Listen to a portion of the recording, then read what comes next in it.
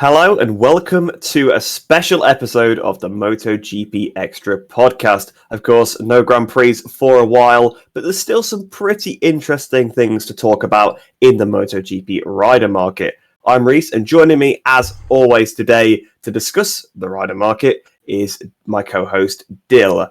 So basically the way we're going to do this, we're just going to run through each team and just talk about each rider in the team. Where do we think they're going to go? I suppose it's sort of like each spot in the garage as well, sort of talking about like who's going to get replaced by who. Obviously, there's been lots of rumours lately, so it is going to be quite interesting. But before we do head into it, are you enjoying the summer break, Dill? Enjoying missing MotoGP, or are you just ready to get back into it? I kind of enjoyed it for 1 week because I always spend far too much of my weekends watching them, and I kind of waste my weekends. And I feel like on Sunday evening, like shit, I've done nothing. So I really feel like that. The first week off, I was like, "Oh, this is amazing! I can do so much with my time." But now I'm kind of like, bring back the bikes. I kind of want bikes now. I'm kind of sick of the long break. Really, I want the bikes back. Definitely. What about you? Yeah, pretty much the same. To be honest, it was nice to sort of be able to do other things at the weekend because obviously it does take up a big bit of the weekend watching all the racing. We watch like every second of qualifying and all that stuff. So we are quite busy over the race weekends, and then we had the podcast, and then we usually had other stuff as well on Sundays. Although we don't have to do that either now. So yeah, it was nice to have a couple of weeks off, but definitely missing it now. Although I suppose we've still got stuff like World Superbikes to fill the void. Obviously, that is going on this weekend. Not that we can watch any of it, but that is that's a story for a different day. So we may as well head straight into the first team on the list. Of course, it's going to be the Factory Ducati team. And the first rider, not really much to say about it, Bagnaia. He's having an amazing season. The reigning world champion, of course. Looks like he's got a very, very good chance of retaining that world championship, which I guess most people kind of expected. I mean, there was always the chance he would maybe choke with the pressure, but he seems to have managed it pretty well. I think it's safe to say staying where he is.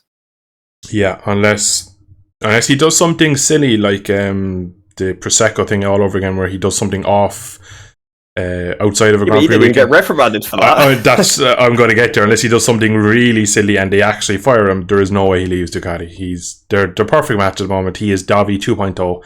He's Davi with corner speed. He's Davi with a qualifying lap with him. He's Davi with all the things Davi couldn't have. And they're winning so many races with him. They've won the championship with him now. They're on for their second championship. Jorge Martin in a satellite team is his biggest threat, and Bezzecchi in a satellite team, all on other Ducatis. You'd imagine over a full season of the marathon that is the GP calendar, a factory team will see out the satellite bike. So unfortunately, if you're looking for Pecco to change up, he is going nowhere. Yeah, I think you hit the nail on the head with that one. It's the factory team is always going to have the advantage just of the better technicians and all that kind of thing, because if they're better in the satellite team, they soon get moved up to the factory team, just like the riders. Now onto the other side of the garage, we've got Enea Bastianini. Of course, he's had a pretty tough season this year, being knocked off in the first ever MotoGP sprint, suffering quite a bad shoulder injury. It took him a very long time to sort of heal and bounce back, so it's kind of ruined his season. Not really seen any of his potential so far, because even when he's returned, he's still recovering, still trying to learn the bike, so we've not seen too much. But it did come out unexpectedly, because we thought that this would be a secure seat again with signing literally last year to go to the factory team. But it did come out recently that there is actually the possibility for him and Martin to be swapped. It is a contract mechanism, and Martin is battling for the championship. Obviously, like you say, it's probably unlikely that he'll end up winning it just because he's in the satellite team, but he's up there. He's clearly bounced back from what was quite a poor 2022 with all the crashes. Is Bastianini's seat under threat if he can't pick up his performance in the second half of this season? It's unlikely. A lot of people are reading into this too much, in my opinion. The whole mechanism and the bottom line of the contract being able to switch him around is like every contract out there will have some sort of performance. If you are absolutely terrible on our bike, we have the right to send you back home. They kind of put that into the contracts. I imagine whatever lawyer typed that up or wrote it down in that contract, they never ever thought that would come into play, that it could actually be possibly used. The fact that he broke his wrist and his shoulder in literally turn 4 of the first race of the championship, we haven't seen him anything near what he could do, so his potential hasn't been showing. He has the best bike in the grid. He's in the best team on the grid currently, so you'd imagine he's going to need to perform throughout the rest of the season. But I think if it was Honda, I could see him maybe doing it. I think if they're a team that are a bit more cutthroat, but I think Ducati are a bit more of a family a bit more. The Italians, I think they understand that they haven't given him the time really to show, and they know that he was injured and it wasn't his fault, and it was just bad luck, and he's come back, and it was quite a bad injury. It took quite a while for him to get back to just training, never mind even being bike fit. So when we come back in Silverstone, we've had the 4 or 5 weekends off. He's going to be probably training as mad as the rest of them, so he's going to come back at a pretty decent level of fitness. Everyone's going to be slightly race rusty in terms of their GP bike, so it's kind of a bit of more of a level playing field, because when you come back to the likes of Assen and every other rider around you has been on the bike pretty much every weekend, if not every second weekend for the last 3 months, you're at a massive disadvantage, because he done pre-season, he done all the build up to Saturday, and then that was the season done. So he came back, he was still not even up to speed with the bike, never mind physically fit. So there was so much that he has to get back to speed. I think unless it turns out to be like a Morbidelli where he just has gone backwards and he can't find any sort of speed, which I don't see happening. He was too quick last year, and the Ducati hasn't changed that much. I don't see it happening, unfortunately for Jorge Martin fans anyway. I'm sure Martin will be pushing for it, but yeah, I believe that they'll probably keep him where he is, because it's not really fair, because it's not his fault. Obviously, he crashed literally at like the fourth corner, but he got knocked off by somebody else. It wasn't even his fault. So yeah, it's a shame, because maybe that could have been the championship fight, really, Bastianini versus Bagnaia, with the performances he put in like Rossini Ducati. So we almost got a bit robbed there of a potential title challenge. I think they probably will end up keeping him, but it is a bit of intrigue that we didn't potentially have before. And like you say, if he doesn't improve in the second half of the season, perhaps they will swap them. Perhaps they'll let him build his confidence back up in Pramac and try and appease Martin. But it is hard to see an Italian team moving an Italian rider aside for a Spanish rider. Really, it just doesn't really seem like it's going to happen unless Martin literally wins every race to the end of the year by like 30 seconds. But moving on to the next team then. Actually, definitely not in performance order anyway, but probably in terms of most intrigue, we've got Honda, factory Honda, Repsol Honda, the previous juggernaut of MotoGP that is definitely a shell of its former self. Obviously, we've got both riders there really struggling. The bike's really bad. They're all getting injured, even in the LCR team, which we'll come on to later. Everyone's getting injured there as well. It really is looking like a mess for Honda. I think, well, I'll actually speak about Mir first, because I think there's probably a bit more to say about Marquez, so we can then sort of leave him till after. And we can talk about him a bit more without sort of pushing Mir to the back. But a terrible season. I mean, we were looking at the championship standings, weren't we, before this podcast, and we still got them up. And he's like behind like a couple of, like most of the standing riders. He's behind Pirro, he's behind Petrucci, who literally only did Le Mans. The only weekend that Petrucci did was Le Mans. So it's pretty incredible. And Jean Mir, not known as a crasher in his career. To be fair, last year he crashed quite a bit as well, but this year he's took it to a new level. He's crashing like several times in each session, and it's just terrible. And he's obviously out with an injury now, isn't he? Injured himself at Le Mans. Just what a fall from grace for the 2020 world champion. He's under contract for next season, but as far as we're aware, there is a mechanism to leave to another factory. So do you see him sticking around for another year? Because I just don't see where he's going to go. Obviously, he's been linked to Yamaha, so maybe he's an option, but then we've also seen a lot of other people linked there. So if he doesn't get that seat, I feel like he's just stuck at Honda. Yeah, I kind of agree that he's maybe a bit stuck at Honda, because if you look at all the Honda riders, they're kind of all trying to get elsewhere, to be honest. Nobody wants to be on that bike, so limited. Like, again, MotoGP worlds or contracts, everything kind of goes in blocks of two. They're 2-year deals or 1+1s or a lot of them. So if you kind of get caught out, like Morbidelli's at the moment, his contract is up this year at the end of 23. Everyone's contract is up at the end of 24. So that's when all the silly season will start to happen and people start to move, because 6 months left in the contract, they'll try and get something for 25 and 26. But if you're trying to move around in between, we'll say the 2-year block, if you're bang in the middle of that and you're trying to find a seat, best of luck to you, because that usually will mean you'll be going to another series. You'll not get a seat. So we'll kind of touch on that again with Mark in a minute. But for Mir, he scored 5 points all season. Every race, sprint race, full feature length race, it was only a matter of time before the graphic popped up they had crashed. He was crashing 2 or 3 times a weekend. It definitely got to his head. He admitted that it got like the kind of how slow and how uncompetitive it got to his head. And just rewind back to before pre-season when he signed for them. Everyone was tipping him to be very, very quick on that bike because of his style. He's a very late breaker, which usually on years gone by was a Honda trait that you kind of make the corners into V, break nice and deep, was one of Marquez's strengths in his dominant years. So this wasn't a move that was kind of like, oh, he's going to struggle at this, it's going to take him 3 years. It wasn't a Lorenzo to Ducati where you're like, I cannot see this working. This was something that kind of suited the rider, suited the bike. Everything should have went well with this. And it's just showing how far Honda have dropped, how kind of fast the rest of the field is, and how much the bikes have moved on to the point where he's obviously riding at 150% every lap to try and make it, and that's why you keep crashing. And no matter who you are, if you're Rossi, Lorenzo, Agostini, any of the top riders ever, if you keep crashing and going over the element, you keep ending up on your backside. Eventually you will lose confidence and you won't be able to ride at 90%. It'll just happen, and that's what we've seen with Mir, is that he's just lost his confidence. 2024, I don't see another factory taking him over the likes of Rins. Mainly Yamaha. I reckon that's what will more than likely happen there if they don't keep Morbidelli. So I think it looks like Mark is trying to get out, and more than likely he's going to leave, whether it be at the end of this year or at the end of his contract next year. So that means Repsol Honda have 2 riders that don't want to be there. If they can tie Mir down and develop a bike around him in the next couple of years, maybe if you can believe in the project, that might be enough to keep him.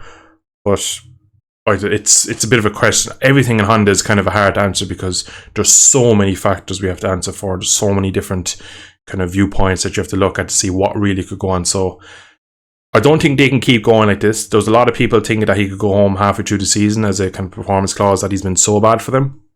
I don't see either of them happening. And I think Mir's too proud of a rider to kind of walk away from a project like this.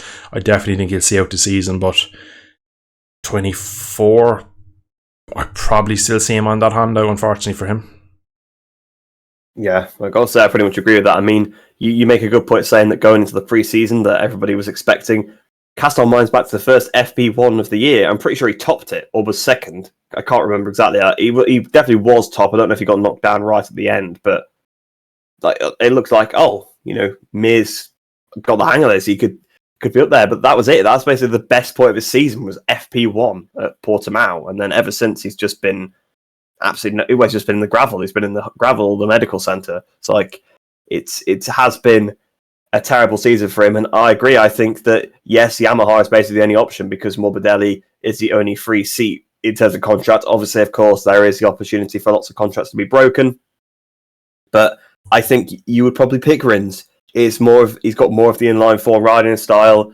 He's obviously won a race this season on the Honda. Like, let's be honest, there was one track this year where the Honda was good enough to win, and that was Kota, because for whatever reason, the weirdness of the circuit suited it, or maybe just curbed everybody else back so much that because they had no grip and all the bumps, whereas the Honda was already riding like that anyway, and the opportunity was there to pick up the win. Rins took that. No other Hondas really were anywhere in that race. So yeah, I don't see them picking Mir over that. So I think Mir is going to be stuck at the factory Honda for another year. But moving on to his teammates, somebody else that may very well be stuck on the factory Honda for another year, but then there perhaps is some leeway or some weird things that will happen. Marc Marquez, obviously, all of the rider news has been about him. I mean, let's be honest, when we were planning this podcast, it was because of Marquez. We had the idea to do just a Marquez podcast, but then thought we'd just spread it out into the whole rider lineup. Of course, it started off as not too bad for him. Podium in the first sprint race, pole position at the first round as well, but obviously you could tell he was riding over the limit to do it. And it all goes wrong on about lap 2 or 3 of the main race. Huge mistake on the brakes. Wipes out Oliveira, wipes out Martin. Well, I think Martin stayed on, but he broke Martin's toe anyway. And there was all the shenanigans about the penalty when it should be served because it was written down wrong. He missed a few rounds. He missed Kota. Rins wins at Kota. You're probably saying that Marquez ends up winning there if Marquez is there. Although, as we then saw when we get to his second favourite track, Sachsenring, terrible weekend, so many crashes. Obviously, he almost ripped Zarco in half when he was coming out the pit lane. He stuck his middle finger up at the bike going down the waterfall. That's when we really started to see this fall apart. And ever since, it's basically been like, is Marquez going to try and leave Honda at the end of this year? Is he going to go to a new Husqvarna team that's going to be set up? Is he going to go off to KTM, like the factory team? Is he going to go to Ducati? Is he going to go to Cressidi Ducati with his brother? Is he going to jump on a Yamaha? Is he going to jump on some other satellite Ducati? You know, it's been ever since that weekend, really, that showed how lost the Honda was, that Marquez couldn't even get close to winning at Sachsenring, was nowhere near, wasn't even on the pace, except maybe, again, FP1, it was pretty much on there. Bit of a theme, the Honda seems to go quite well in FP1, probably because, I don't know, I guess when the other bikes get dialed in, they find so much more time, whereas the Honda's just always lost.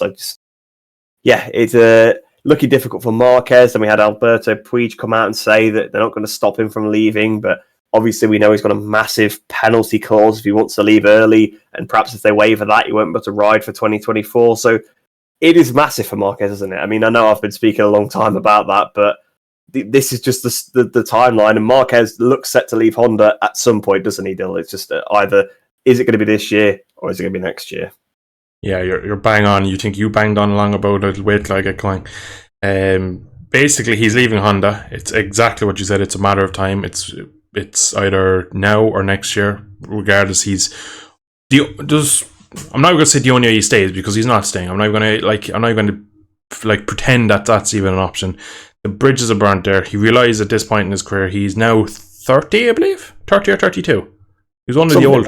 He's not the youngest guy anymore. Is he? He's second oldest to Aleix Espargaro, who's already talked about retiring possibly next season. So he is getting on to the point where money definitely is an issue for him. For all his career, he's been very well paid. One that probably, maybe during the Ross era, he probably wasn't paid as well as Valentino, but he wasn't far off, if that. So money. Megabucks contract thing was supposed to be like the biggest ever. So yeah, I think the current one, again, he's on. I think as a sport goes on, I think the money gets bigger and everything kind of builds. But I think the 13 to 16 era, I think Rossi still was getting more out of Yamaha than Mark. Not by much. Them very, very similar contracts, but I don't think money at the moment is playing any. The fact that he's even considering leaving Honda and paying this massive kind of penalty clause to get out of the contract shows that, one, he doesn't care about the money, and all he wants to do now is win. He's lost. If you look at Valentino when he won in 08 and 09, he was in the prime of his late 20s, kind of going 30, 20 or 29 into his 30. That's what Mark age is now, and he still has the talent.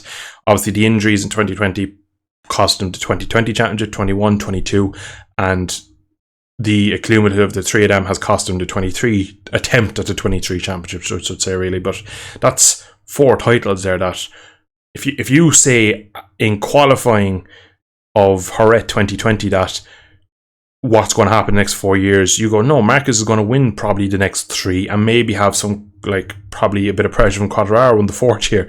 It was just, it was a never ending for Mark, really. It just never looked like he was only getting stronger. When he came in at 13, he was dominant. 14, even more. They brought a bad bike in 15, he lost the championship. 16, the bike wasn't terrible. He made a difference. 17, kind of the same. Then 18, 19, it looked like the Honda had made a step over the Yamahas. The Ducati still weren't there, probably didn't have the riders, and he started to pull away. And then 19 and 20, he seemed to have a nice gap going into it between him and the rest of the field, and he really showed that in Jerez before the crash. But all that is in the past. In the current, imagine saying he'd only ever win 3 races again at the end of 2019. Yeah, that is one of those. That's a scary thing to look back at, because of how he finished first, second every race bar Texas in 19. That's prime Valentino, prime McDougall. That is record breaking speed he had that year, and then after that he's won 3 races, and it is possible he doesn't win again. It's quite possible. So KTM, I've already said, they don't really need him. He doesn't fit their plans. They definitely won't have him on a KTM, Gas, Husqvarna, or any of their in-house manufacturers for 24. 24 definitely, maybe 25, 26 when we go forward, we never know. But Ducati have said the same, that he doesn't really suit their kind of Ducati. You've always felt Ducati, they have a plan. They have Pramac, they have the factory team, they have VR46, they have Gresini. They have so many pipelines to get young Italians, young quick riders onto the factory bike. Taking an injured, a slightly broken Marquez in his 30s, it just kind of seems like a bit of a weird one for them. Probably doesn't really suit them. So that's rule out to top 2 teams, I would say. Contractually, Aprilia don't really have anywhere to put him. There is talks that maybe if they fire Raul Fernandez out the door, maybe they can make a seat there for him. Stick Marquez on a satellite Aprilia. There's a lot of talk that maybe because, like we've already mentioned, if he goes this year, he'll be out of sync of everyone else's contract. That maybe he goes to a satellite team like an RNF or Aprilia, signs for 1 year, shows his magic again, and then come silly season for the 25 season, everybody's on the phone, on the blower, trying to get him on the contract, and everything wants him again, and then everything is rosy. He comes back, he's a race winner again, he fights for titles, a bit like Rossi, kind of 13, 14, 15, 16, where he's a front runner again, he's on good enough equipment that he can go again. Now, the issue is with that, there isn't really anywhere he can go next year without someone being booted out the door, and contracts these days, you can actually, contracts are weird really, because some contracts are airtight, they will not leave any way in or out, and some then just seem to be really easy to get out of. So it kind of depends on the manufacturer and the rider. If they really want to get a rider in or out of their team, they can kind of maneuver it, but I think a lot of teams just don't have the money to sign him. I think it's too much of a financial risk to take a rider that they currently have, fire them, and bring in a 30-odd-year-old Marquez. For me, a sabbatical, we saw Davi do that, does not work. You should never leave. The sport moves on too quickly. Like every year there's new Michelin tires, there's new aeros, new devices. He's already said when he came back in 22, 21 after the injury that like the bikes will move on so much from when he crashed, that like all the ride-out devices. So the sport moves so quickly, he cannot afford a year off. He's arguably one of the probably the most talented riders ever. Even at that, I still don't think he takes a year off, comes back, and is a top 3 man for the championship again. I think he has to stay in the class. But that then only leaves him to stay with Honda, which is, well, it's breaking him mentally and physically. And the fact that he crashed so many times at Sachsenring and then didn't even do the full race, it's a weird situation, and I don't have an answer. A couple of weeks ago, I was a bit more convinced that he might be able to squeeze his way into a satellite KTM. But now the fact that KTM have already said publicly that they have no interest in bringing him to the Austrian manufacturer, getting him on the gas seat would have been nice for him. It would have been a good stepping stone to maybe getting a factory seat elsewhere. But it's just, most of these factories have their pipeline of riders, they know who they want, they kind of have a 5-year plan, and you've just thrown Marquez into the mix, and a lot of them don't want to risk their whole strategy on signing a superstar rider that may or may not work on their bike. We have to remember he's only ever ridden a Honda. We do not know if he'll work on the Ducati, Yamaha, Aprilia or KTM. We just don't know if that'll work for him.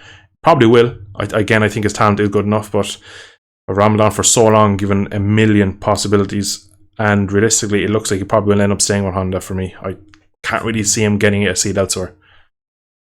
Yeah, I agree with you on that one, really. It is it looks difficult for him to leave Honda. Obviously, like I was saying, they have said that they wouldn't stop him, but that doesn't mean that, like, you know, they're not going to make him ride the bike. He might have to then sit on the sidelines for a year, which, like you say, is not very good. Obviously, he kind of already had a sabbatical with his injury. He came back and it changed so much. So it is difficult. I mean, obviously, there was this rumour about him and Acosta going to this sort of Husqvarna team, but that's been shot down now, hasn't it? It's not actually going to... that team isn't being made. I think they've come out and said that publicly. Obviously, KTM, like, they're not going to squeeze him into the gas team because they're already struggling to fill the seats as it is. So yeah, it is hard. Like, I feel like it's very difficult for him to get out the contract. Obviously, like you say, the money's not the big thing, but I mean, how big is the buyout clause? It probably is pretty huge. Like, can he even afford it? Like, it is one of those things, like, where it could be a massive thing, and then, like you say, where is he going to go? You know, does he try to set up his own team? I mean, that's probably a rumor that will come out at some point. It's just.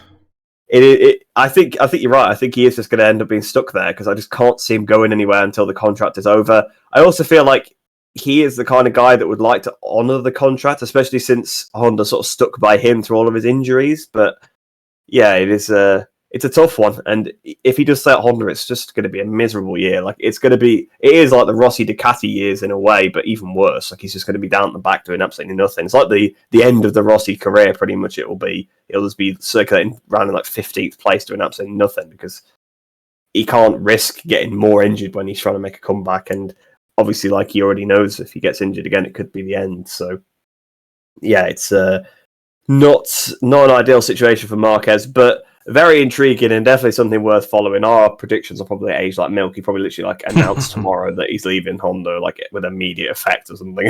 Like just jumping on a KTM for the rest of the year or something. But yeah, it is a tricky one to predict. But from one Japanese factory to the other, moving on to Yamaha. Obviously, first up, we got Fabio Quartararo. I can't see him moving anywhere. Similar to Bagnaia in a way. I mean, obviously, it's not the same performance, but obviously, he won his 21 championship with them. I know the bike is struggling at the minute, but can't really see him going anywhere. Again, it is so closed off at the moment because of the contracts. He's their number one rider. Obviously, they're not going to get rid of him. Not really anywhere else for him to go. So you may as well just stay where he is and try and maybe force the bike development a bit. But clearly, they're still not learning from all the years before when they've not listened. Yeah, nail in the head, really. He has no better options, which is kind of determining what his plans for this year and next year will be. I could see him, I'd probably favour him to leave next year.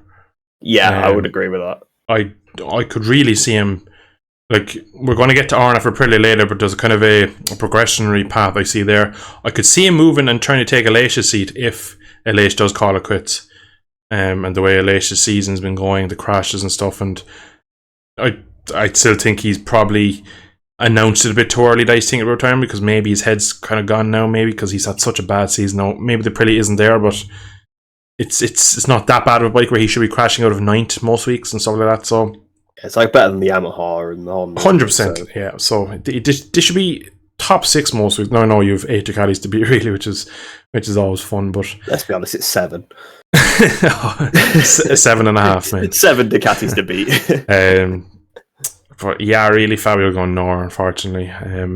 He has a big 18 months ahead of him where he either has to secure a very competitive factory seat elsewhere. And realistically, again, Ducati won't take him. It doesn't make sense to go to Honda. Aprilia definitely lines up with his kind of inline 4 style, that V4 that can turn. That would make perfect sense. You just wonder, do Aprilia have the resources of a Ducati or KTM or Honda or Yamaha to go and beyond and keep developing this bike and go from strength to strength, the way you could say Ducati went from kind of 2015 to 16 to 7. Each year the bike just made a step. It looks like Aprilia have made a great bike, but they've kind of failed backing it up and making it better. They've kind of made a bit of a sideward step this year, where apparently in pre-season it's more agile. The bike is skinnier. It's easier for me to ride. It doesn't take as much energy. There's not much heat sink in the bike. So there's so many different things that came out how amazing it is, but we've seen very little. We saw a podium at Assen thanks to Brad Binder, and that was kind of the highlight of their season going into the pre-summer.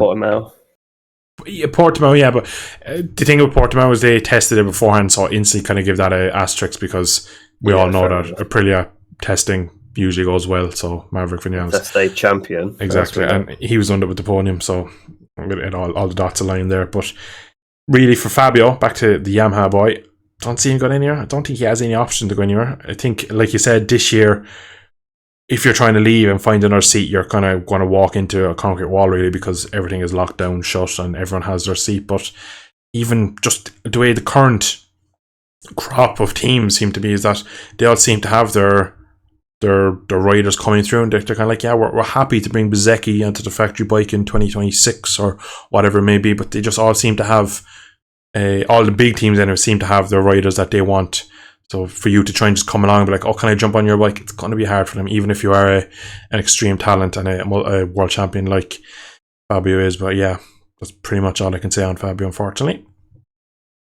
Yeah, pretty much. You can't move anywhere just because of the way, like you say, all the teams are planning for the future. I think the only manufacturer you could jump onto is the Honda, but that's just because nobody else wants to ride it. So yeah, there's probably options there. They'll probably put him in or whatever if he wanted to go there, but of course he won't, because similar performance with just a chance of an injury. So it would be a bit of a brain dead move, wouldn't it? Really, it wouldn't be the smartest thing in the world.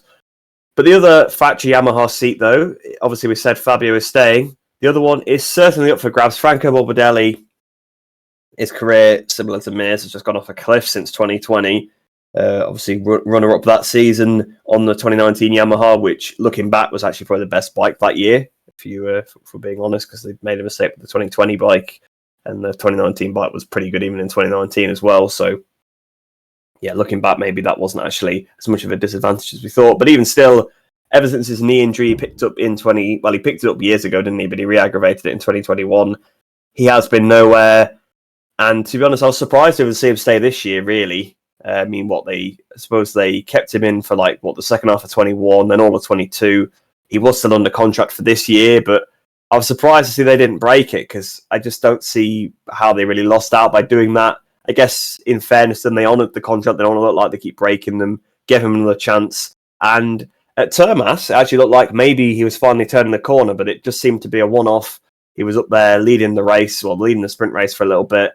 He qualified right up there, finished fourth, I think, in both races. So it was a fantastic weekend for him. But just ever since then, he has been nowhere. And so many people have been linked to this seat. It's more of a case of not Morbidelli deciding to move, although the narrative does seem to have shifted from Morbidelli, as in, when they keep asking if he's done enough to secure a seat, he's saying things like, ask Lynn Jarvis, or he's saying who says they even want to stay, kind of thing. So it perhaps is a little bit more now that he wants to leave, but really the narrative is that he's being kicked out.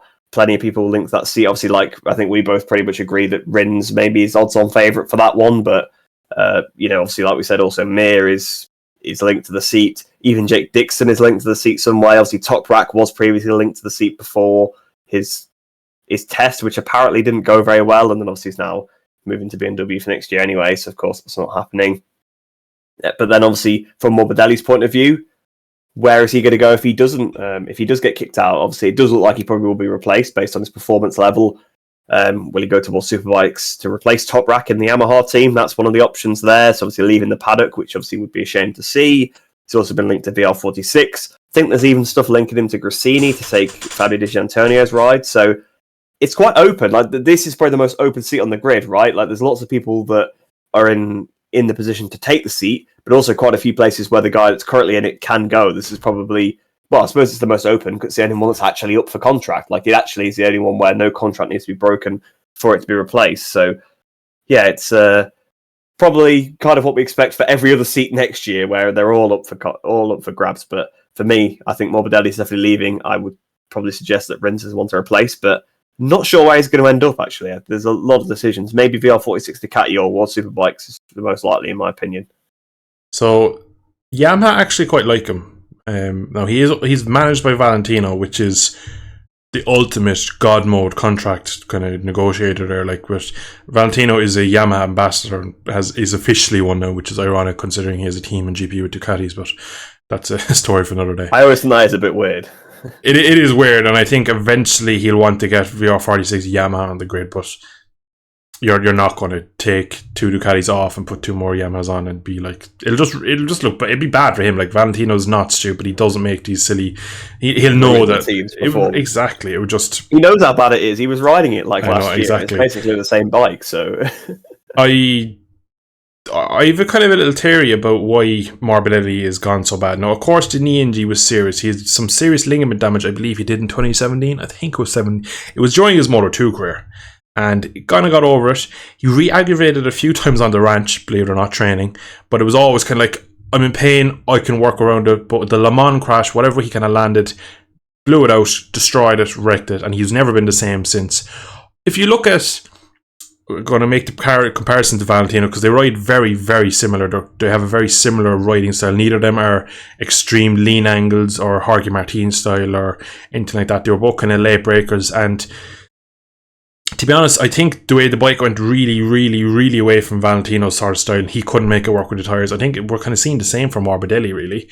And I think if we go back to Argentina, the track had zero grip because it doesn't do any running around the year. It just is a sand castle for the locals to look at, really, while MotoGP aren't there to do some small regional or in Argentina races, some Argentine Superbikes or something like that. They do maybe once or twice a year, but in terms of a racetrack, it doesn't get used. So you go there, there's no grip, everyone struggled, brings kind of Yamaha forward. I have no doubt in Morbidelli's performance and speed. I believe he still is one of the top riders in the class on his day. Every time Morbidelli gets brought up in these conversations, we always hear that when they go to Misano or Portimao or Mugello and Pecco's on a V4, Bezzecchi's on a V4, he's on an R1, he's always the quickest. So there's no question of his speed. I just don't think the current crop of GP bikes and tyre combination and the air, I just don't think it suits him. I think he's a bit more old school kind of personality and rider style, so I think it just doesn't suit him. What I'd like to see from him is what we probably would like to see with Rossi, is him jump on a Ducati at the end of his career and see how that would have went. But I do see a move over to VR46 or Grassini. So the Di Giannantonio one makes sense.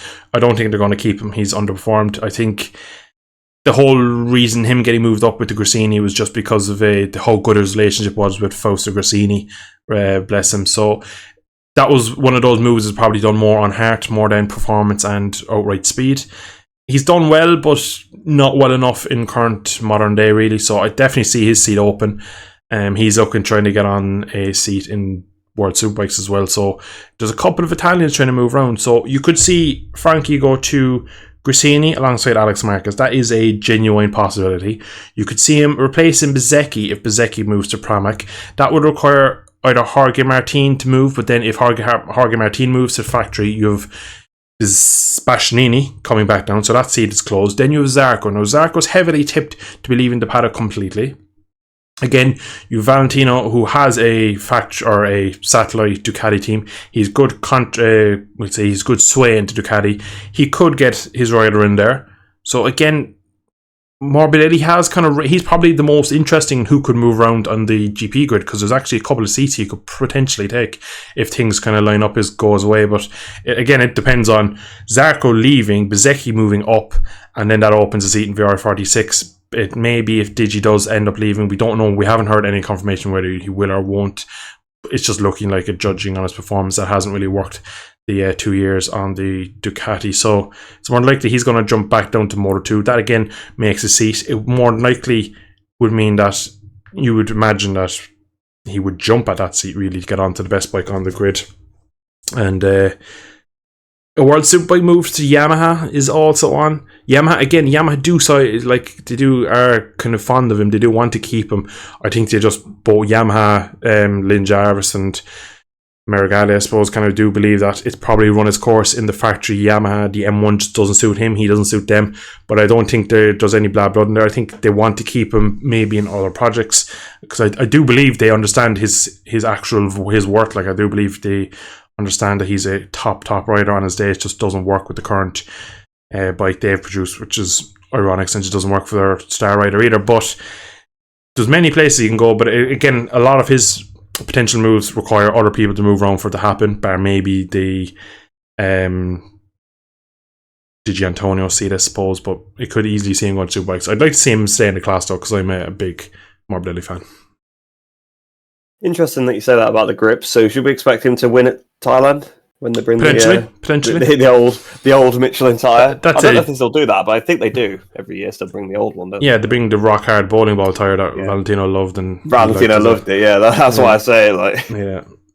But yeah, we'll actually have to see. Maybe he will actually perform a bit better at circuits like that. Because obviously last year it was wet in that race, so it kind of. Although he just performed a little bit better in the wet, which I guess because the tyres are different. So yeah, we'll have to see how Morbidelli gets on. But yeah, it does look like he's probably going to leave the seat. And like you say, there are plenty of, well, like we were saying, there's plenty of options for him to go to. I feel like, obviously, we said that VR46 Ducati was an option as well. That obviously, depends on whether Bezzecchi gets a promotion or anything like that. They're not going to move either rider aside for him. So that's only there if there's a space. So I feel like, yeah, Grassini Ducati is definitely an option, but it depends how attractive of an option is a rider that's kind of, you don't know how good he's going to be. Like, obviously, he used to be really good, but he's been so poor the last few years. You're taking a bit of a punt. You're hoping that it's 2020 Morbidelli that you get, not 2021 or 2022 Morbidelli. Like, just remember now, though, who did they sign this year to put on the bike? A guy that crashed his brains out for 2 seasons on Honda. So they are known for taking a bit of a punt. That's true. That is true. That is true. In fairness, but yeah, But then, do you want 2 riders that like that? True. I mean, that's the thing. Obviously, we'll come on to Grassini and Ducati later and talk about all the people that are linked to that. Obviously, we'll mention Morbidelli again. But I think that's actually a good point. I hadn't really thought of that. The Alex Marquez one did something a bit there. But I feel like it's probably most likely for me that Morbidelli will end up leaving the paddock. That's what I feel anyway. But I could be wrong. And it would be nice to see him still stuck around, but also nice to see some young blood coming up every so often as well. Obviously, moving on to the factory Aprilia team. To be fair, not a lot to say, although you did say quite a bit about the Aprilia bike earlier on, so I suppose we don't have too much to cover in terms of that one. I think they're both staying. I can't see either of them leaving. They're both under contract. Yes, neither of them have had the best seasons, but they both have podiums. Vinales is getting a bit questionable. I think it is getting a bit more Yamaha-esque behind the scenes. I don't think it's quite that bad yet, but I think he is starting to maybe lose his head a little bit with the poor performance. Obviously, really, Vinales perhaps should have won at Le Mans. If there hadn't been the collision, he was looking on course to probably come through the pack a bit in Assen if he hadn't fallen off, which it's quite unlike Vinales to have this many crashes. So there's definitely something going on with that bike. Definitely seems a bit easier to crash potentially, because Aleix has also started crashing again, which was definitely an old style Aleix thing. It wasn't so much of a thing recently. So yeah, it does seem like perhaps the bike is struggling, but I can't really see either of these guys leaving. Obviously, like you say, Aleix might retire in like a year or two's time, but I see the Aprilia factory lineup being unchanged for 2024. Yeah, I agree. I think for 25, there's probably some nice contracts and conversations we could have, but unless Maverick implodes, I don't see anything happen there. I think they're doing enough, really, and I think Aprilia know that. I think Aprilia themselves know that the bike isn't really there yet, and 22 was a bit of a flash in the pan, and they've struggled to back it up, and they're a bit all over the place. I did mention that there could be a pathway for an RNF for Aprilia rider to move up in 25. That would be Miguel. I'd imagine when he signed for RNF last season, that he was thinking in his head, Aleix is getting on. He's the oldest rider on the grid. He's not going to be there for the next 5 years. There was a good chance I get a factory seat if I can perform there. I still think he probably believes that.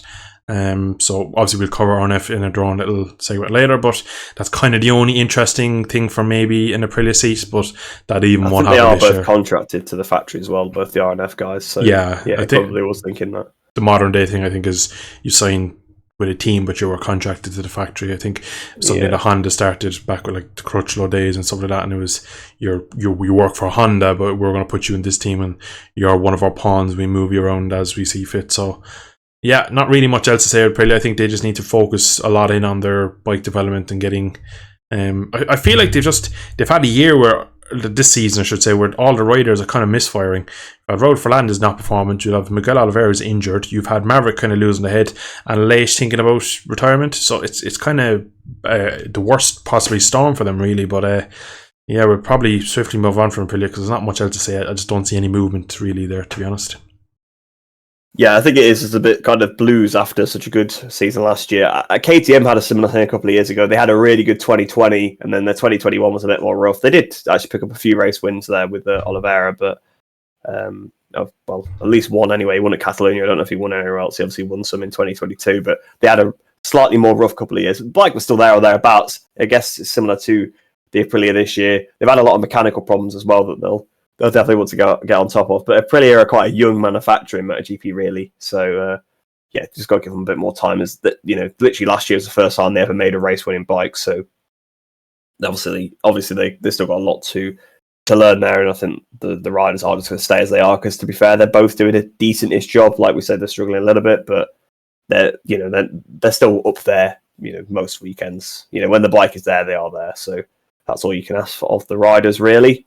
But just briefly mentioned KTM there. Let's move to the factory KTM team. I think, again, it's going to be fairly brief, just like the Aprilia one, in terms of these guys. Maybe a little bit more to say about the second seat, maybe in terms of the future. But at least for next year, I would be fairly certain that both these guys are staying. Well, they're never going to get rid of Binder. It is like Bagnaia and Ducati. He's the golden boy. He's come through the KTM system. He won his Moto3 title on an IO Red Bull KTM. He then went up to Moto2. Okay, he didn't win the championship there, but he fought for race wins pretty regularly. Again, on an IO KTM, and it was actually still a KTM at that point. It wasn't a Calex.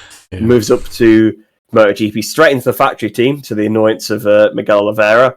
Obviously to replace Zarco after his multi-year deal didn't really work. And won, his third race ever on it. So, he was the first ever KTM Grand Prix MotoGP winner. That's always going to be a place in their hearts. Obviously, the way he's come through their system, he's KTM. His blood would be orange if it was possible for that to happen. He is a proper KTM rider. So Binder's definitely not moving anywhere. But Miller, again, he's kind of still, he's got a relationship with KTM to an extent. Again, he was on that same IO KTM Moto3. He's always been a Red Bull athlete, so there's always the connection there with the Red Bull and the KTM. He's doing a pretty good job in terms of pace anyway. He needs to maybe cut out the crashes. Obviously, he'll be on a 2-year deal. Probably not going to sack him after 1 year of it because he's not been appalling or anything like that. Obviously, there is the whole thing with Acosta trying to find him a seat and how they're supposed to guarantee him a seat in MotoGP, and they said that's what they've done. Whether maybe the contract stipulates factory, and Acosta will be able to argue that it has to be the factory team, it has to be Red Bull KTM. That's the only way I see Miller getting moved around, and I don't see him getting dropped either way. I see him getting moved to Gas if that's the worst case scenario that happens. But to be honest, I don't really see that happening, but that's the only way I can see Miller moves. But Binder doesn't move, and Miller only moves under those weird circumstances, in my opinion. Yeah, I think KTM goes nowhere really. I think they're like Aprilia. Like you mentioned, Brad Binder at this point is nearly an honorary Austrian national citizen at this point with his ties to KTM. He'll have the passport soon.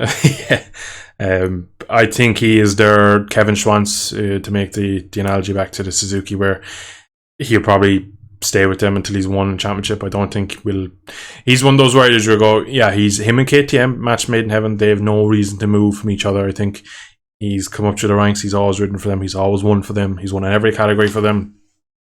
He's probably going to deliver a title at some point, I believe, in the next couple of years. I think on talent, he has their talent. I think KTM will get their bike there a bit more readily. They've done it this year.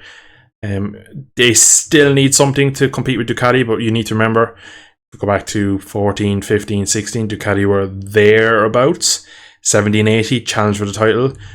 And then we had a couple of weird years with 1920, and then eventually they brought the title last year. So it's not one of those things. Aprilia can vouch for this as well. It's not when you make one good bike, you go with a title. You make one good bike, and then you have a season in the deep end, and then you learn, and then you go again, and then you go again. And then 5 years down the line, you've built a team around you. You have the bike, you have the rider, you have the technical know-how, and then you can go after title. So I think KTM are just in that period at the moment where, just like Aprilia, they have developed a bike on paper that's probably good enough, but they just don't have the Ducati intelligence and know-how and just the overall seamlessness of the machine to keep producing race weekends like Ducati do. So for me, Binder goes nowhere. Miller is a bit more questionable.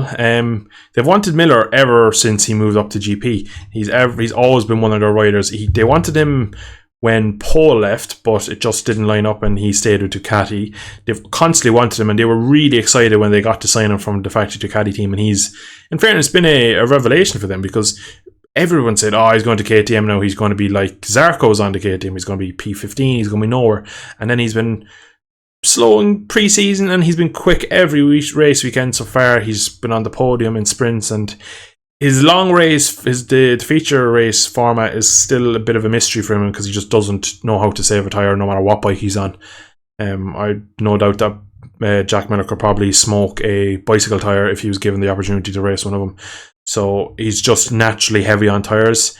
KTM, for me, probably seem like the bike that's probably seems to get away with that. We've always seen that KTM, they appear to use less tyre. If you look at Binder over the last 2 or 3 seasons, that he comes strong towards the end of the race. Maybe it's more Binder than the bike, but Miguel always seemed to have that kind of late, like the last 5 laps, the KTMs were always really quick. They were just down in 9th and 8th, so it was kind of pointless. But I think Jack, again, it's his first year with the bike. He said it's a lot different from the Ducati. It'll take a bit of time. I think I don't think they'll want to change it, even with Acosta. I think they have probably some sort of something in the works behind the scenes in the pipeline for Acosta to probably jump onto a gas cask in a factory-esque way, kind of keep him happy there, and just kind of keep him really ready for when either Miller has had enough, or they've had enough of Miller, or whether they can maybe go again in 24 and see can they get a factory Husqvarna team, and then he is the face of Husqvarna. We don't really know what they're going to do, but you just know for a fact that there will be a KTM bike on the grid some point with a factory team and Pedro Acosta leading that charge. So that will come in the future. We just don't know in what colours or what the name of the team will be above the garage door, really. So yeah, that's probably everything with the factory boys. Not really anything going to happen there. So I think we can probably put them to bed for this year. Again, maybe next year, depending on how they deal with the Acosta situation this year, we might have some more movements next year with them. Yeah, pretty much. I think that's basically the way it's going to go. I think it's just for now it needs to stay the same because, well, there's no reason to change it. They're doing okay. They're probably their best season so far, so they've not really picked up any wins yet. But in terms of consistency, they're there at every race, and that's what they've certainly missed over the previous seasons when they've been competitive. But that's all the factory's done now then, so we are going to move on to the different satellite teams. We'll start off with probably the top satellite team, Pramac Ducati. Obviously, once the top satellite team was Petronas Yamaha, that was many, many years ago. It is now the Pramac Ducati team, second place in the championship for Jorge Martin at the moment. Fantastic. Pretty good season for both of them, to be fair. Zarco always flies a bit under the radar, but again, he's having a strong, decent season.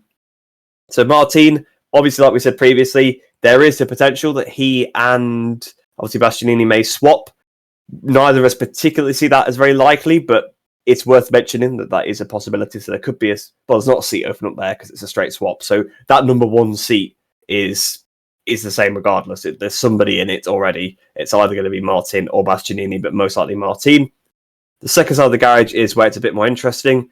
Obviously, like you said previously, Zarco is tipped to leave the paddock, potentially for World Superbikes, potentially for Ducati. Got sort of linked to that Aruba Ducati ride, which still isn't announced, by the way, so that's definitely still a possibility. I suppose he could also go to World Superbikes on a Yamaha or something like that. There are some sought-after seats in World Superbikes, or maybe he won't go there at all. Perhaps maybe once he's left MotoGP, he's not bothered and he'd rather just go and play the guitar or you know what he loves to do, rather than racing the bikes anymore. But the reason why he's tipped to leave is because obviously he's one of the older guys in MotoGP. He's quite old when he actually came into the class. It was a bit of an anomaly, really, compared to some of the young guys that you get. But he had the pace, double Moto2 world champion, so you can't really take anything away from him there.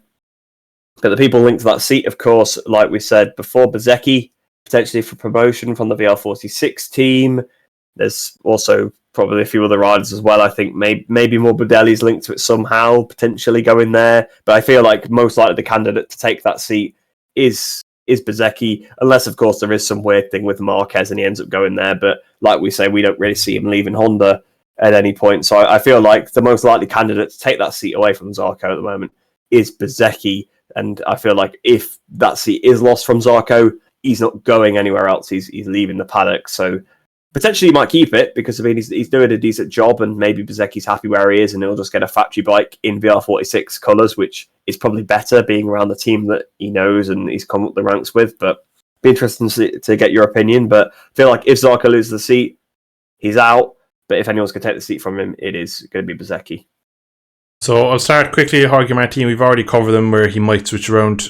I've already said I don't see happening. So that kind of is, again, there has to be something ridiculous happen for that to really happen. I think Ducati are too loyal to Bastianini. He's won races, and I think he's their kind of secondary golden boy for this kind of current period. So I think Jorge Martin has an uphill task getting his hands on that factory, the Duke.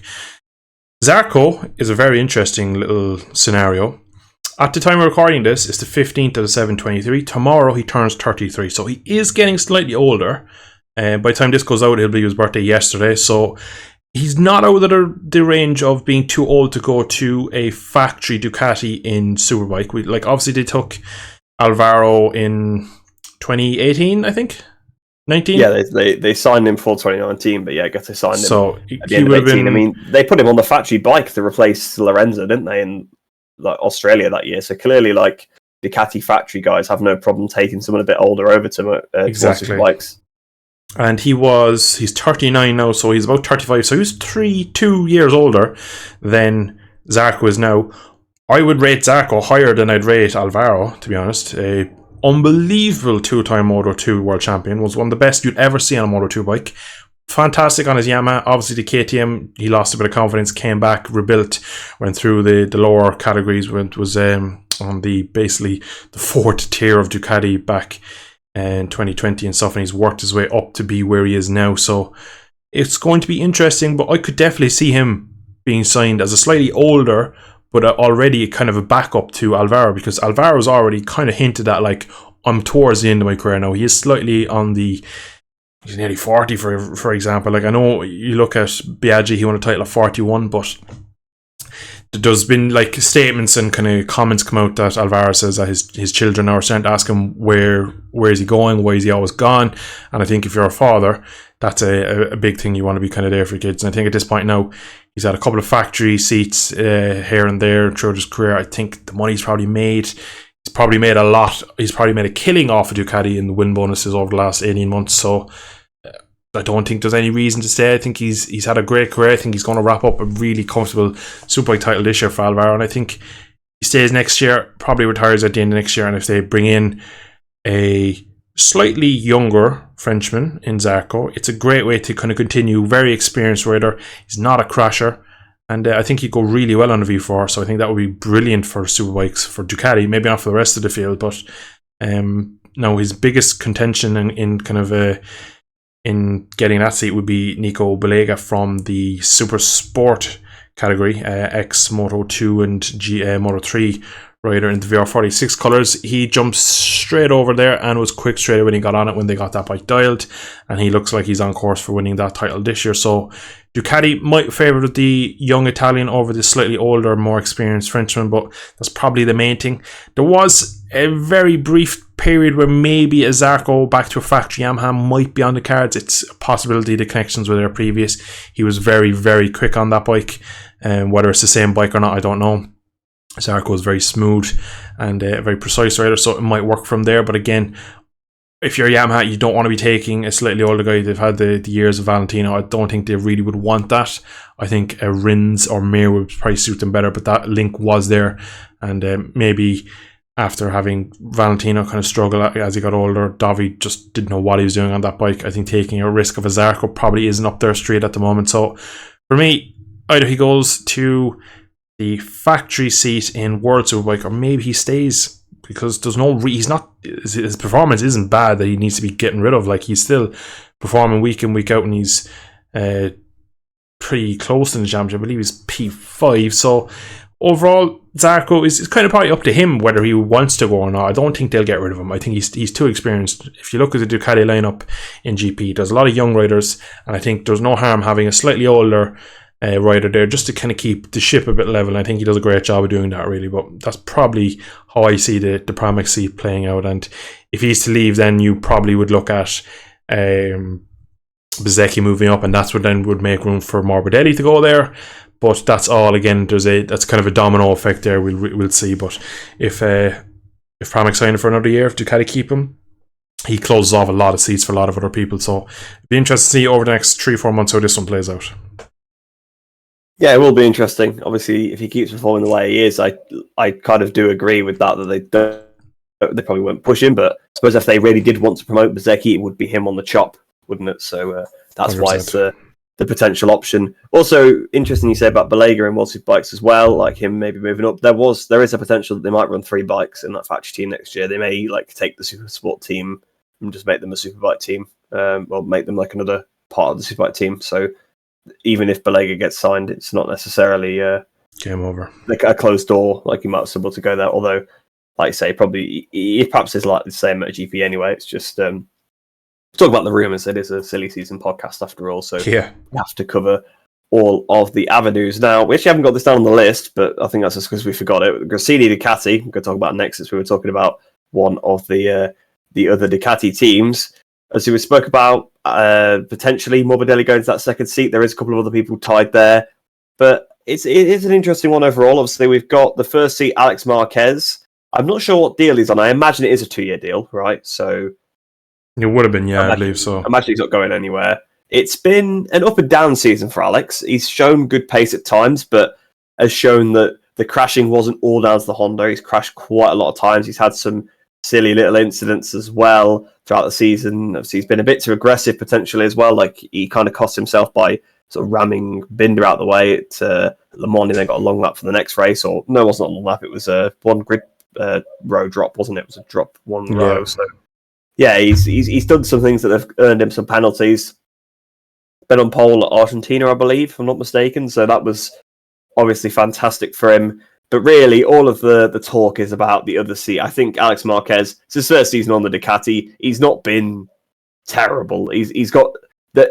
If the pace is there, they're more likely to give you a chance. If you're crashing a bit too much, they'll try and dial out. If you saw with Jorge Martin in the Pramac team last year, he had the pace, but he was crashing constantly. So for Alex Marquez, I do feel like he's definitely going to stay there. I can't see him leaving because he's doing an okay job.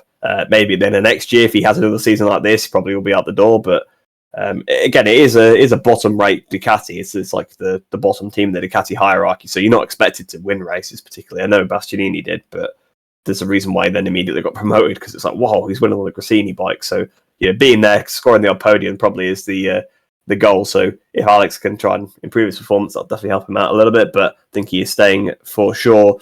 Really, all of the rumours are with Di Antonio, because he's his second season in this class, second season with the team. He has got a better crew chief this year, Frankie Carcetti. I don't think he got on very well with his crew chief last year, but there's been no sign of improvement.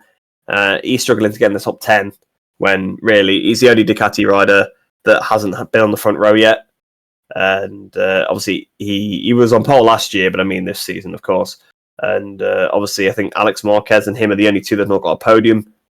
You probably wouldn't bet against Alex Marquez getting a podium at some point this season, so it's not unlikely that Di Antonio will be the only Ducati rider once again not to get a podium, just as was the case last year. So yeah, it's not looking good for Digi, is it? Like, obviously, we made some remarks already about him earlier on in the podcast, and his seat, obviously, there's plenty of people linked to it. Morbidelli's a potential option. I think most likely candidate is Tony Arbolino, the current Moto2 World Championship leader. I think that sounds like it's probably going to be his seat from what we've heard. That's the one I think is going to happen anyway. I think Arbolino's going to be there. Marc Marquez has also been signed to it. Again, obviously, like we say, it's unlikely that it'll leave Honda, but it is one of the options that has been put there. Obviously, a Marquez double dream team. Maybe there's a bit of wait. You might be able to wait it a little bit. Alex get his brother in, but yeah, it is a seat that obviously a lot of people want. It's a Ducati at the end of the day. Most people are going to probably want on it. If you were like Quartararo or somebody who wanted to leave, perhaps you want to get on that. I mean, Jean Mir, Alex Rins, obviously, like we said, they potentially got the option to get out of their Honda contracts. You would definitely want to get on a Grassini Honda. Not Grassini Honda, that's a few years ago, isn't it now? You definitely want to get on the Grassini Ducati compared to the Hondas that they're currently on. So lots of people vying for that seat. I think maybe we'll end up going to Arbolino, but I think we can probably agree that Digi's not going to keep that one. Yeah, I'm going to start with Alex Marquez. Alex Marquez being signed was kind of a weird for me because I don't ever see him being a top GP rider. I always just feel like he's going to be making really good kind of a top 8 man. I don't see him, no matter what team he's in, ever making a push for a GP title. I just don't think he's good enough. No. So I think Grassini got a decent rider, probably at a discounted rate considering how bad he was at Honda. Don't see him going anywhere next year or for this or upcoming season. I think he's pretty safe there. I think again he showed pace on one of the kind of back end teams of the grid, even though he's on a really, really competitive Ducati. Yeah, I have no reason why they would get rid of him. He's performing most weeks, does crash too much, makes a few silly mistakes, but I think Alex Marquez is always going to have that in his locker, that he does make a bit of a weird mistake every once in a while. It's kind of in his DNA, really. But on the other side of the pit box, Fabio Di Giannantonio, his seat is gone, 100%. Now, you've said he's never really showed pace on that. I'm going to slightly contradict you with a small story that is probably most people don't know. At the start of this season, in pre-season, he was showing ridiculous speed until he had a crash at turn 4 in Portimao, and it completely threw his whole season off. It's coming from Frankie Carcetti, his crew chief, that if he has somewhat of a big crash, it really, really affects him mentally, and it just takes away that extra 1 or 2%. So he started really well with Frankie in pre-season, really built up and was showing good speed. Now, obviously not race winning speed, but was showing a good step, and the team were all happy until he had a big crash. Again, we go back to Portimao, the podcast where we talked about how big the gravel is there, and it really is violent when you crash there. And it really has just kind of held him back this season. He's never seemed like the same rider, because throughout pre-season, maybe the one lap times weren't as special as some other riders, and he probably went under the radar. But he was really bigged up to have made a massive step for Frankie. But obviously, after the big crash in pre-season, it's just never really come back to him, and he's struggled throughout the season. I think Ducati have probably given him long enough now. I think when you have, like you said, Tony Arbolino winning races and being very competitive in Moto2, another young Italian, that makes sense to get him up there. You have the potential of maybe Marc Marquez, maybe Franco Morbidelli.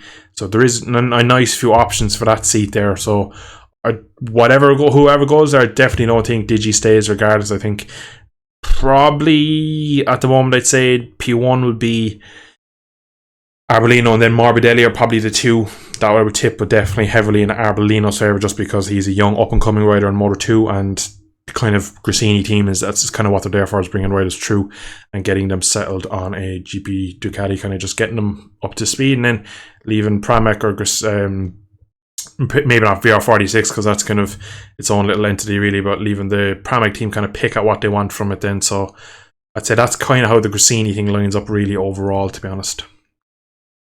Yeah, I mean, we've basically said similar kind of things there. I definitely both agree with each other. I will say that if they give out awards for testing, Maverick Vinales would be the most successful rider of all time. So it's not worth reading into too much. But yes, 100%. I had heard that as well. But it also has now been half a season. And 100%. At the same time, obviously, we can't relate to being chucked through the gravel at like 100 miles an hour. But if after half a season you can't get over a crash you had in pre-season, where of course you weren't injured, obviously if you still carry the injury, fair enough. But if just mentally you can't get over a crash you had like 6-7 months ago, then you're never going to cut in MotoGP anyway. So you're gonna get dropped. You've got to be able to, obviously some people could pick it up easily. Like Marquez, he could literally be back on the bike within like 2 minutes and not be bothered. Obviously not everybody's like that, but if you're still bothered by a crash you had in pre-season at like Sachsenring, then yeah, it's all over, isn't it? Really, it's never going to really come together. There could be maybe some outside shots. Maybe Salach could be a potential option, and maybe not for this year, but in the future. Obviously, you have to remember that Grassini do have their own Moto2 team, and it would kind of be pointless to have a Moto2 team if you don't ever promote any of the riders. So potentially, there could be a pipeline from there. I don't think for this year, but maybe in the future, because Salach has been doing pretty well. So I mean, if he takes another step next season in Moto2, starts fighting for race wins and stuff, then he could be potentially a Grassini Ducati rider in the future. But that is a bit of a reach. I'm aware of that before everyone's like, he's a bit of an idiot, doesn't know what's on about. Salach is not ready for MotoGP yet, but just saying, in the future, it's maybe an option in a couple of years' time that they could pursue. But there we go then. That is, I think that's all the Ducati teams covered now. We'll move on to LCR Honda. And actually, there's a rider in here that we hadn't even mentioned at all. I think we've mentioned every other rider on the grid at some point up until this point, but the only one we haven't mentioned yet is in this team. Obviously, we spoke about Rins extensively before, linking him to the Yamaha seat. I'm fairly confident that he's going to leave LCR Honda. Picked up a race win for them, showed that basically he's still a phenomenal rider. Has been injured by the bike pretty massively. It was Arrabbiata 1. He had a massive crash in Mugello. Was it in the sprint that he had the crash? It was. Yeah, it's a sprint. And he broke his leg in quite a bad place. It's up near the knee, I think he broke it, if I'm not mistaken, which is a strange place to break it and definitely can cause you some problems. So he'll be out for the foreseeable future. I'm not sure when he's expected to return, although I'm sure he won't be hurrying back to the Honda based on the performances and the number of crashes you have on it. But I feel like it is going to be a matter of time before he's announced as the second factory Yamaha rider for me. So that obviously leaves that seat open. I honestly don't know who wants it. To be quite honest, for every other time we've been like, oh, there's an open seat, this guy. The only person I can see really going here is LCR becoming a full Idemitsu team and it being Iagora. And that name will come up again in a minute, potentially. That's the way I see it for Rins' seat. Obviously, we've got Nakagami on the other side of the garage. Was lucky to keep his seat for this year, really. It looked like he would be replaced by Agora if Agora had decided he actually wanted it, but he didn't want it because, well, look at the Honda. You can't exactly blame the guy. Agora then has also picked up an injury in pre-season, struggled a little bit in Moto2 this year, so I think potentially he might need another year to build. So Nakagami might actually keep his seat for another year, which is really surprising me. If you told me last year that in 2024 Nakagami would still be on the same bike, I would have been very, very surprised. But the way it's worked out, I think he probably is their best bet. I mean, he's bringing the bike home. Unless you want somebody sort of, a bit of an outside shot, unless you bring someone like Lequona in for one of those LCR Honda seats, potentially, like maybe you bring him on the Castrol side of the garage and then you bring Agora up to replace Nakagami. But honestly, I just don't know who's going to... I see Rins leaving, I see Nakagami staying, but I just don't know who's going to want the bike. Whoever's on it is potentially going to be an Agora, and it's going to be a Raul Fernandez KTM situation where he's been forced onto a bike he doesn't really want to be on. Like, I can't really see anybody voluntarily going on the Honda unless it is someone like Lequona, like I say, just moving, trying to get back into MotoGP. Obviously, he's already with Honda and more superbikes, they clearly quite like him because they've drafted him in for a couple of the replacement rides for Marquez this year. So, and Mir as well. I think he's done one on both sides of the garage actually now. Yeah. So I wouldn't be surprised if he does end up maybe on the LCR Honda Castrol bike or potentially on the Repsol Honda if it does go all a little bit strange with the rider market over there. But yeah, I just don't see who actually wants these seats. I have a bit of a wild card there that I kind of only came up with about a minute ago, and I've kind of been brewing on it while you were talking. It really is a wild card then, isn't it? It massively is, yeah. Because you're talking of people that, they'll hold out for a better seat. I'm thinking of a Moto2 rider that maybe he's not going to get the chance to move up. And maybe... I know who you're going to say now. Oh, yeah, exactly. So it kind of does line up in a way, because when you said the full Idemitsu team, I was thinking, what if Chantra made a step? He's probably not going to get a offer for another seat.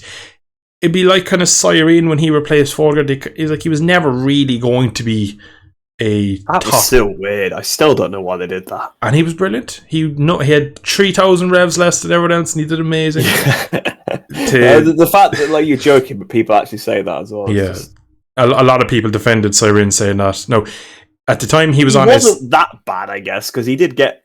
I think he got one top 10. It was actually a very good bike at the time as well.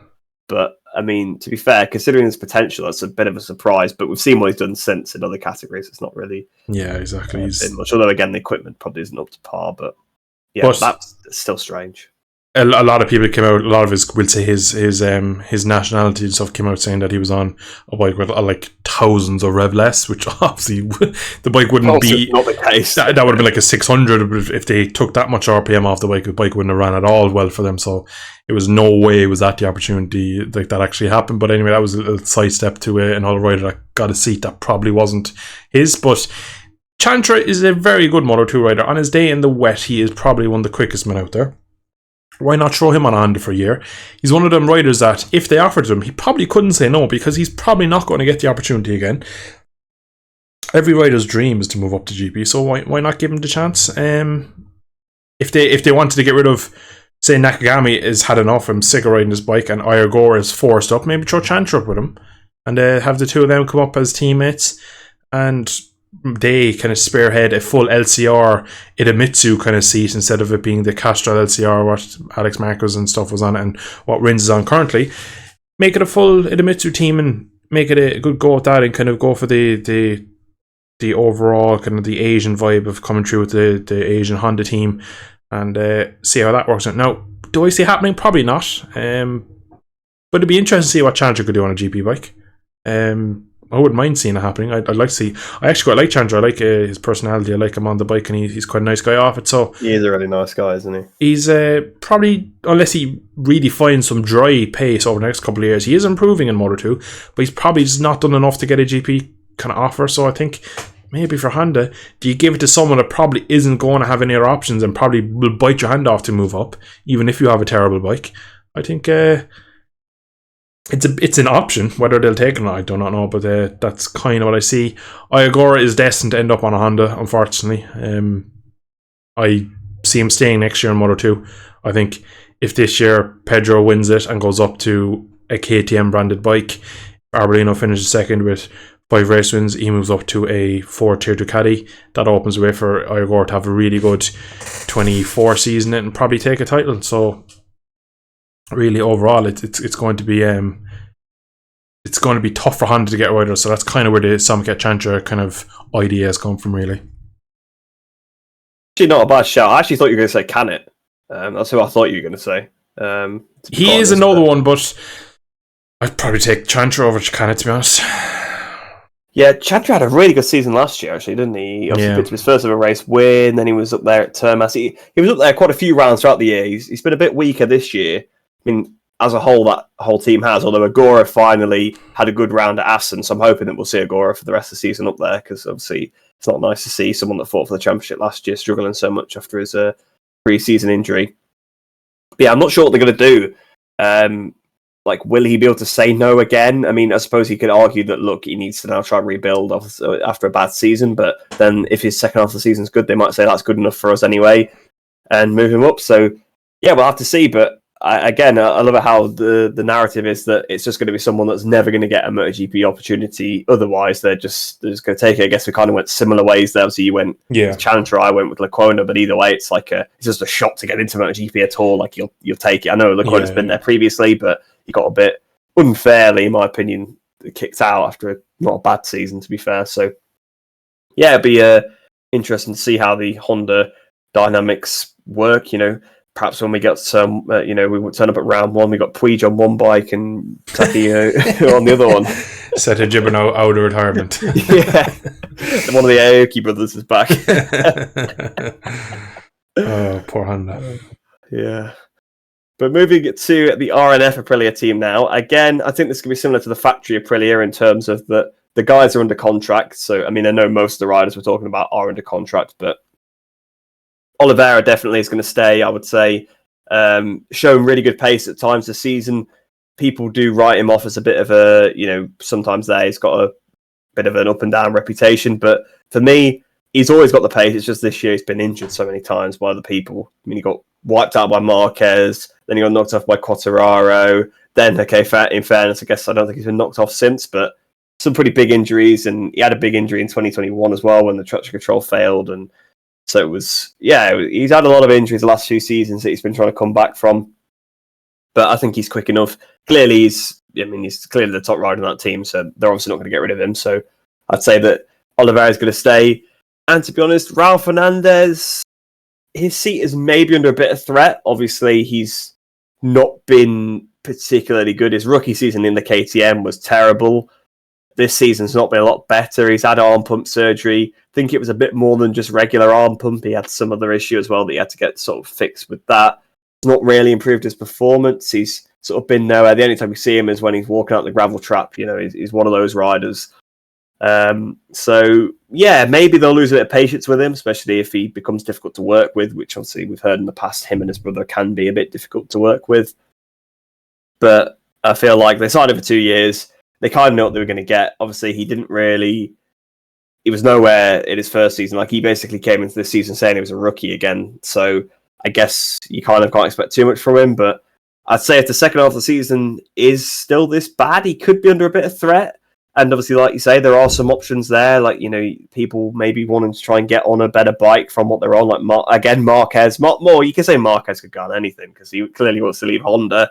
Again, you could probably link Rins and Mir to this seat again. Just all the Honda riders that obviously want to get off. A satellite bike is a step up. So, satellite Aprilia is a step up from a factory Honda, at this point. So, I mean, I know you've been banging the Quartararo to RNF drum. So, Quartararo as well, potentially. So, there is a few people that might want that seat, but Raul Fernandez will probably keep it unless something does happen.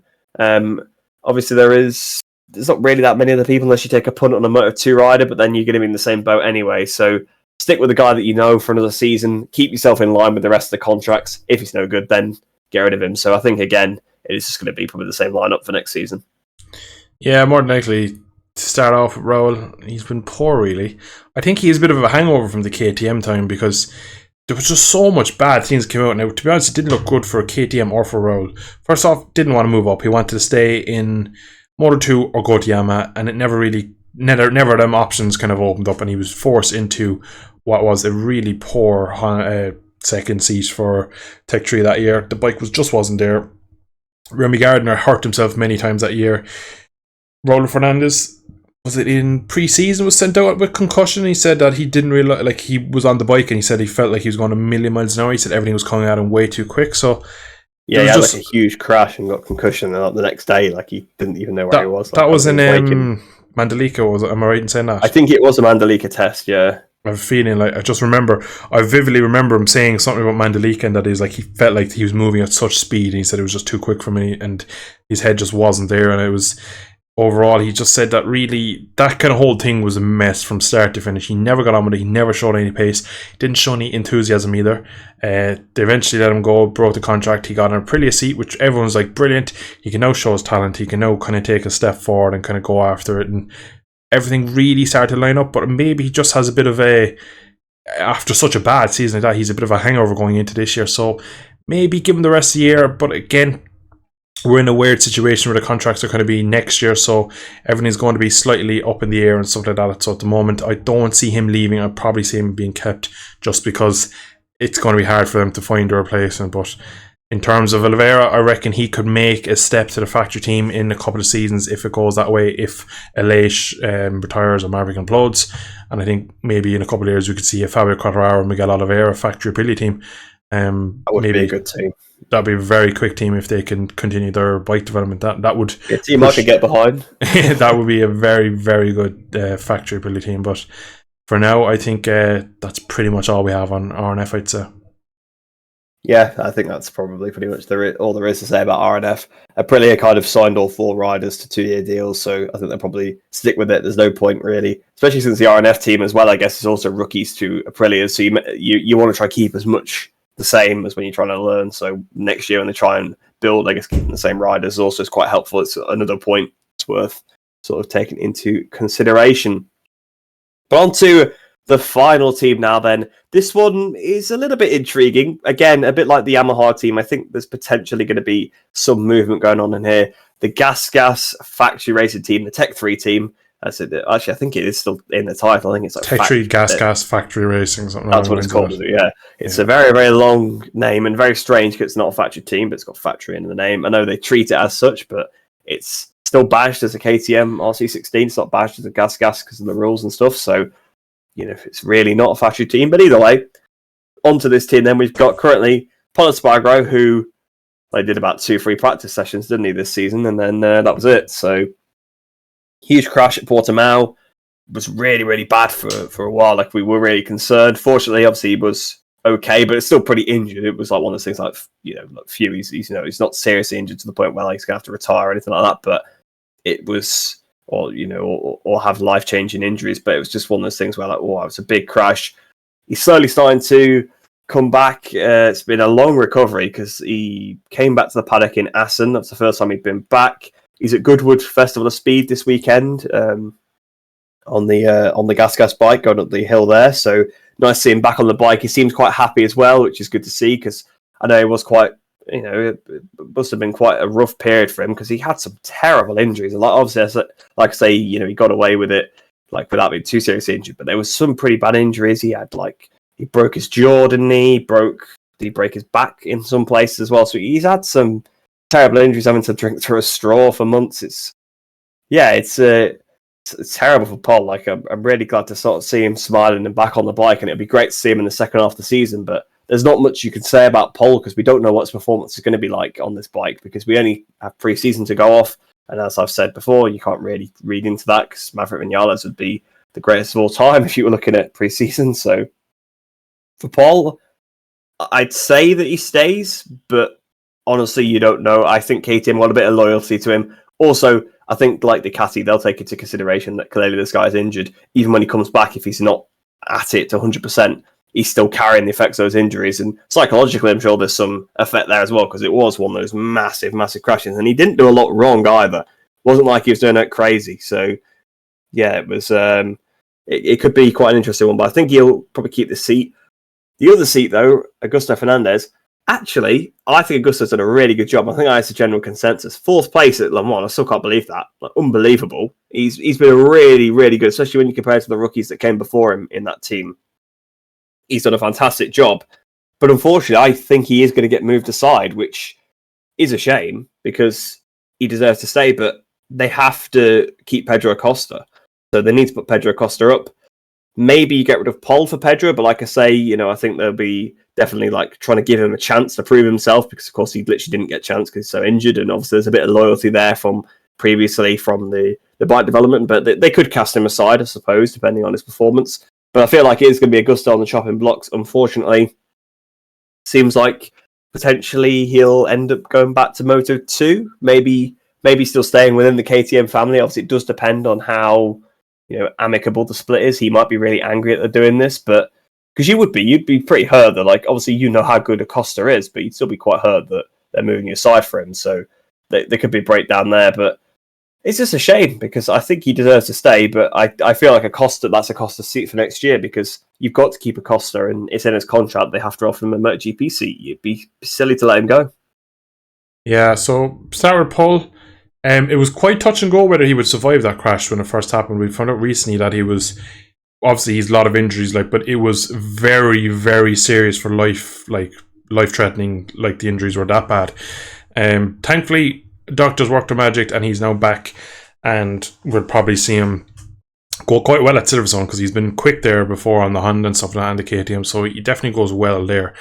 Whether they'll keep him, I don't know. I think even Tech 3 and KTM might axe him because they have a generational talent in Pedro.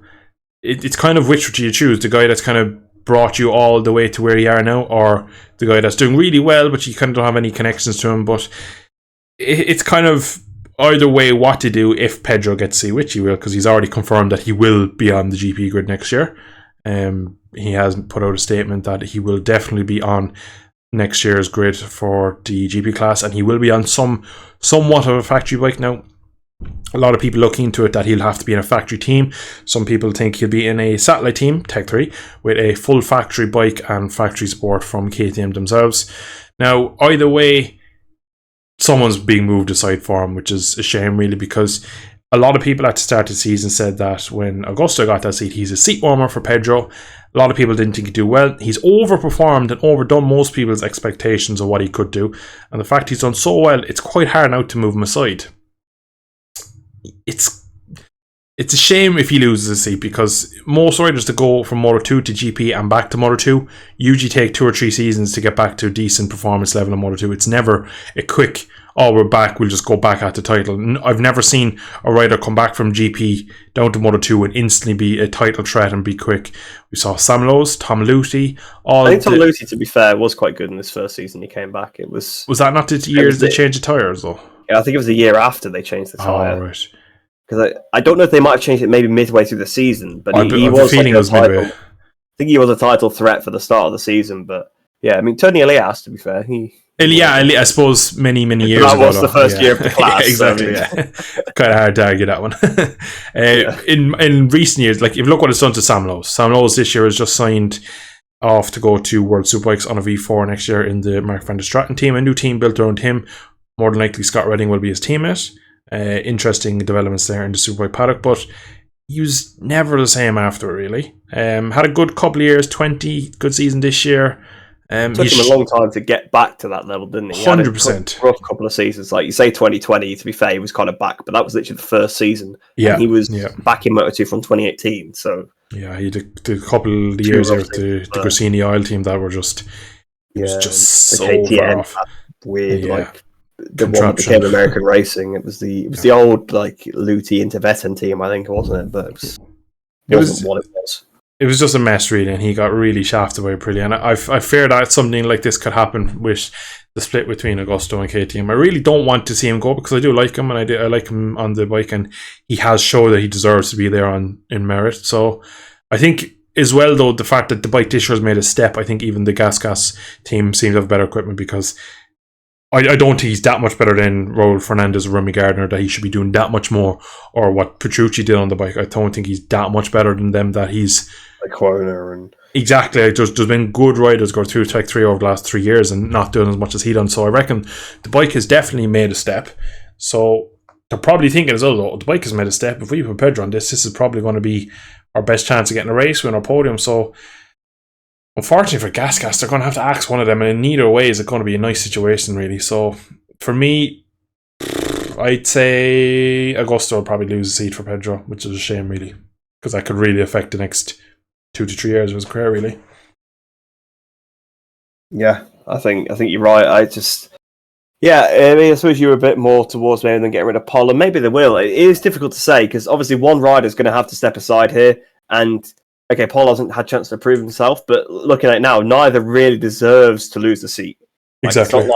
It's not a Morbidelli situation where, clearly he's out, or a Fabio Di Giannantonio situation where, clearly, he's not performing. Like, especially Augusto, he got P4. That's amazing. Like a rookie performance. A fourth place is fantastic in this modern day field. I mean, even back in the day, a fourth place in your rookie season was for a normal rider, you've seen them fourth place, you're like, wow, that's pretty good. Or getting a podium or something, which, to be fair, wasn't much further up the road for him. He beat both of the factory KTMs legitimately in that race. You can argue that a lot of people crashed out of that race all you want, because it is true. A lot of people did crash out of that race, but he overtook Miller and Binder, made sure he was in front of both them. Miller then crashed as well, but again, you got to stay on the bike to get the points. So, and that weekend as a whole, he was quick all weekend. It wasn't just a fluky race. And the biggest fluke of the weekend was the sprint race where he had a terrible one. That was actually the fluke. So, yeah, I feel bad for Augusto, and hopefully he can continue to perform this season.